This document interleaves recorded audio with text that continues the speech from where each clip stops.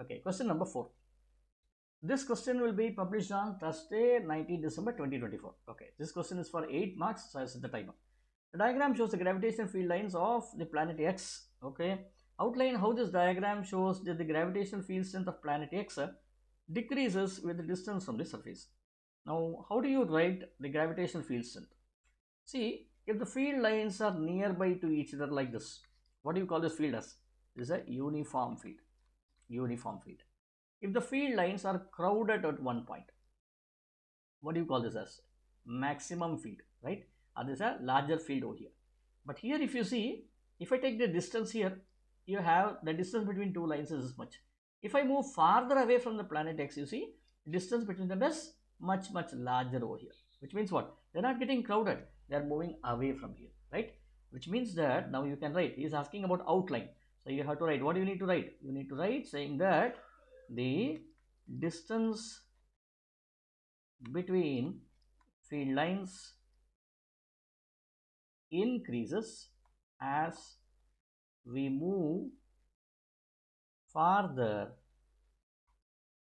from the planet, indicating what? Field strength decreases with increasing distances. This is what you need to write. Okay, let us move on to the next question. So only for 1 mark, I think this much is sufficient. The diagram shows part of the surface of the planet X. Okay, so this is the, why does it say part of the surface of the planet X? The reason is because this is the full one over here. So he is only showing this one. And he says surface of the planet X. Definitely this is the surface. Okay. And the gravitational potential of the surface of the planet is minus 3V. So it is minus 3 volt. Minus 3 volt. Okay. Don't ask me that why is it volt. Volt should be used only in electrical parameters. Of course, whenever we say about potential, it's always expressed in terms of volts. Then the gravitational potential at point Y is minus V. So here it is minus V. Okay. Now, what has been asked? Sketch on the grid the equipotential surface corresponding to a gravitational potential of minus 2 volt. Okay, where will this be minus 2 volt? So this question I have asked in multiple times in many exams. And students, what they do is they generally put something like this over here. Okay, they think minus 3 here, minus 2 here, minus 1 here, which is incorrect. Let us understand how to solve this problem. Now, if this is the surface, it looks like a semicircle here. I can complete the full circle here like this, right? So this will be the origin. This will be the center of the planet. And if this is radius r, if this is radius r over here, the gravitational potential at the surface would be given by V surface is equal to minus 3 volt, which is equal to Gm divided by r. This will be your gravitational potential at the point over here. See, 2 units make 1 r. See how many units are here? This is 2 units, 4 units over here. Okay, now, so we have got Gm by r equal to so much. What do we need here? He is asking you, where should I draw, sketch the grid on the gravitational potential surface and the gravitational potential of minus 2V. Now, I do not know where is this minus 2V here, okay, on this region. It definitely is not inside, it's outside. It could be here, it could be here, it could be here, wherever it is, I do not know. Okay, so what I will do is, I will say, so this is the known quantity, I will say minus 2V is equal to Gm divided by, if this is r, I will write this as r plus h, right? At a distance of h, this h could be this one, h could be this, h could be this, any variable over here. Okay, r plus h. When I do this one, now what I will do is I'll divide one by the other. Okay, I need this one first. So what I will do is I'll just write Gm by r divided by Gm divided by r plus h. So it comes in the numerator is equal to, what do I have here? Minus 3 by minus 2, which should be 3 by 2, which is equal to 1.5. 1.5 over here. Gm and Gm goes away. So I have r plus h by r is equal to 1.5. R1 plus h by r is equal to 1.5. This implies h should be equal to 0.5 times r. See, this 1 goes that side, 1.5 minus 1, h by r should be equal to 0.5, h equal to 0.5 r. I just skipped one step over here. Okay, 0.5 r. See, if this is r, 2 boxes make 1 r, 1 box will make 0.5 r, which means 0.5 r is this one, right? One box will be 0.5 r. So this box will be here. which means at this point will be your potential minus 2V. Now you see, what is this surface? Is your equipotential surface, which means what? You should draw a concentric circle over here, right? So I will draw a concentric circles everywhere so that the same radius has been maintained. So I will draw it like this over here.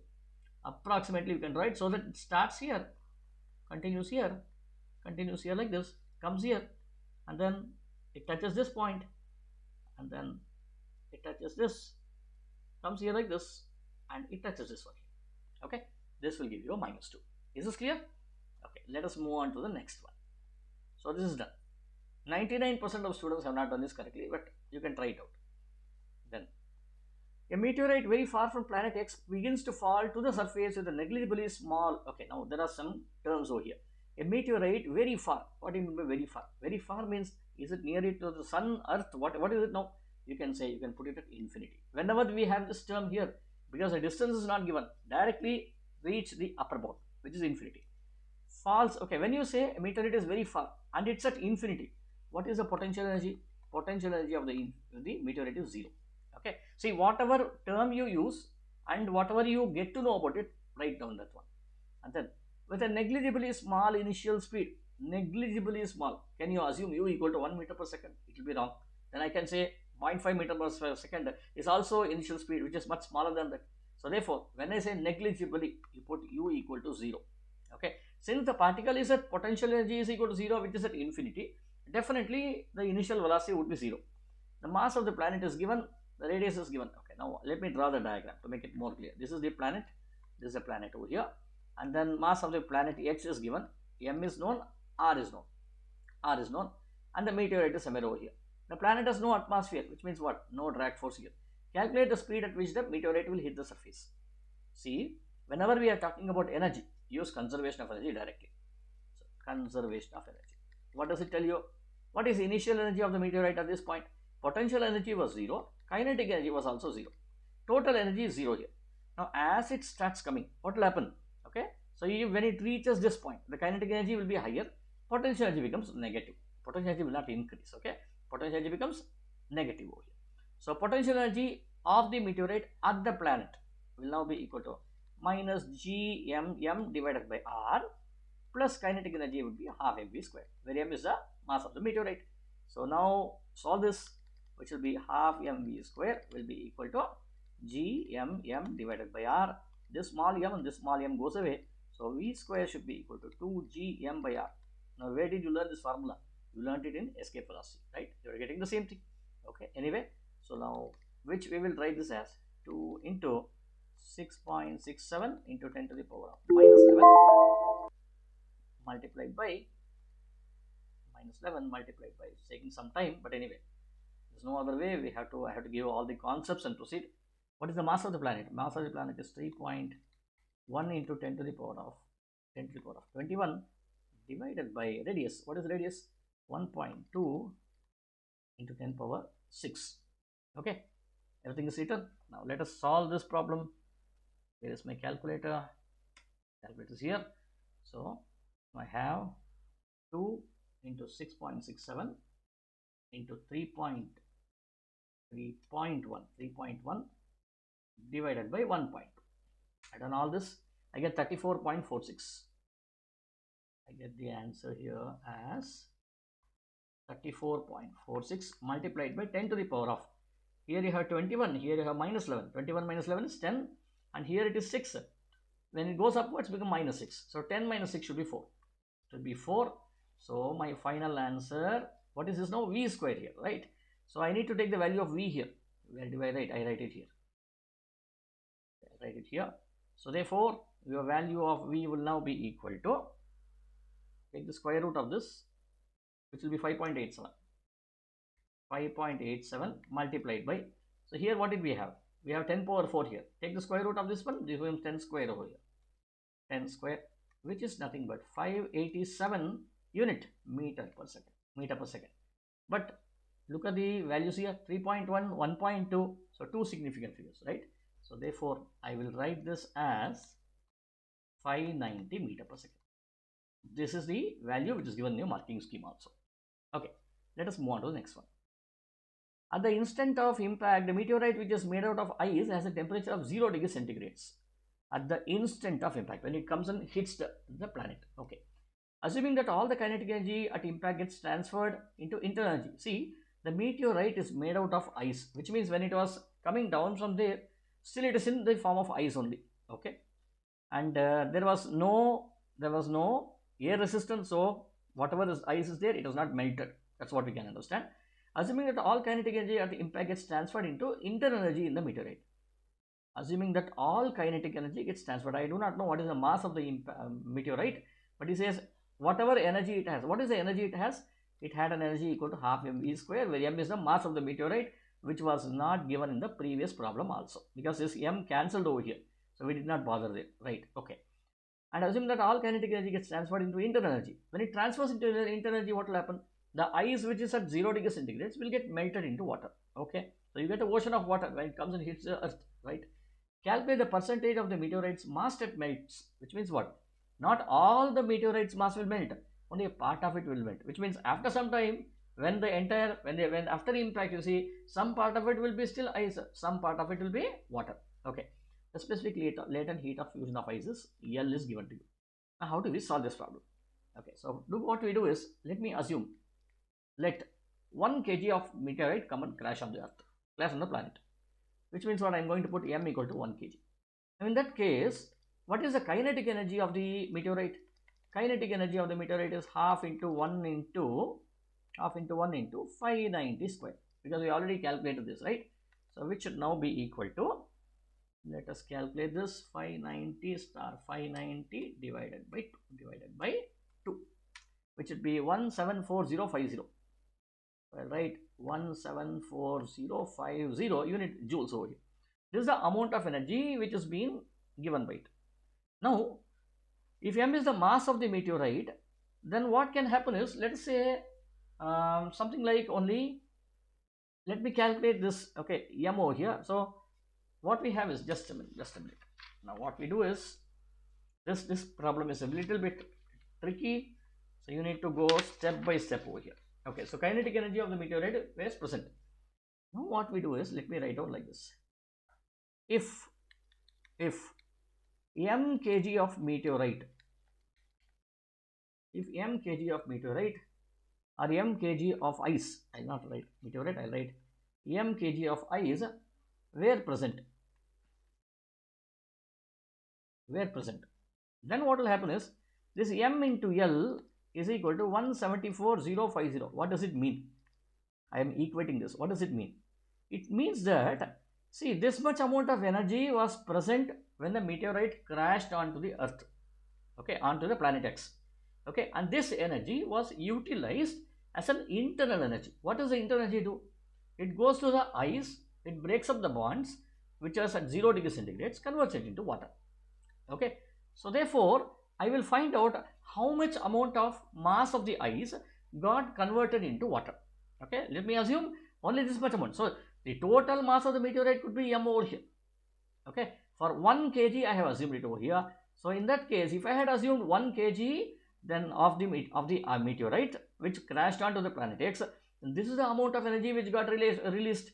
Okay, and therefore now what is happening to this energy? If I want to know that, I'll just equate this one to divided by L over here. I have equated this because m into L is nothing but it's the energy required to melt m kgs of ice.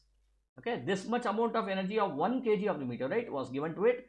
As a result of it, how much percentage, what factor, or how much quantity of the mass of this got melted?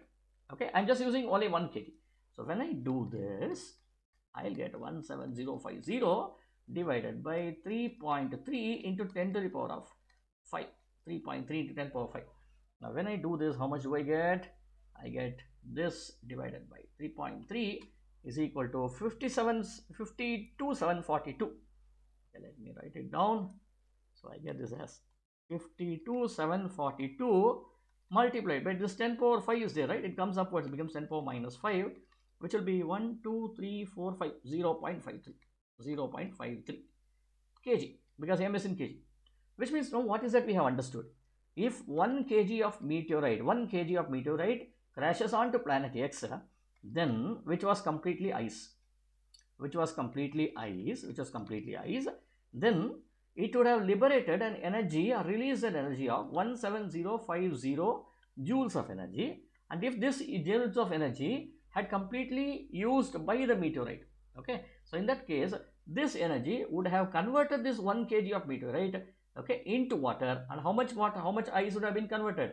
0.53 kgs of ice has got converted to water. Okay, this much has got converted to water. Okay, if that is the case, now let me ask a question. See, did 1 kg of meteorite crash? No, we do not know, right? Okay, if I say 10 kgs of meteorite had crashed, then how much kg of ice has got converted into water? Very simple here. If I multiply this by 10, here also I multiply this by 10, I get 5.3 kgs got converted into water. Okay, what about 100 kgs if they have converted, if the meteorite's mass was 100 kg, then how much has it got converted? 53 kgs. Array, what is this? Very simple thing I am asking, right?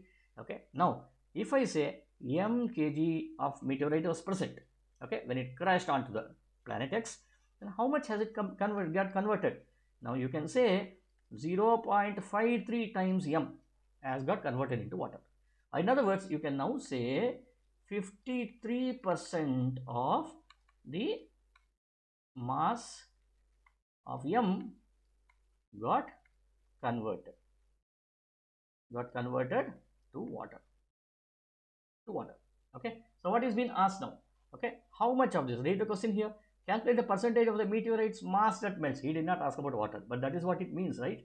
Okay, so therefore, so it is seen that 53% of the meteorite's mass got melted, which means it formed into water, right? So this question is a bit bigger, but we need to understand it line by line, step by step. That's why it took a long time. But anyway, hope this helped you. Thank you for doing problems along with me. So do like, share this channel with your friends and subscribe to my channel so that I also get lots of appreciation from you. Thank you.